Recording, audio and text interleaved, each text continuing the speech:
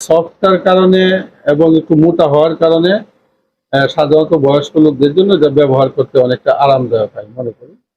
সুতরাং আমার কাছে ভালোই ভালোই লেগেছে।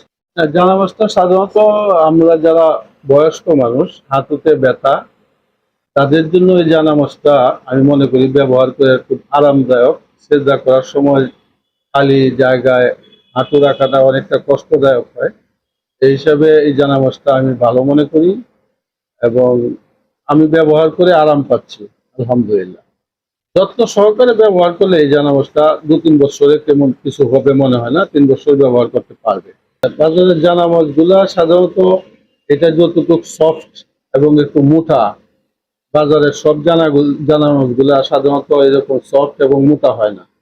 হ্যাঁ, যার কারণে এই সফটটার কারণে এবং একটু মোটা হওয়ার কারণে সাধারণত বয়স্ক লোকদের জন্য যা ব্যবহার করতে অনেকটা আরামদায়ক হয় মনে করি।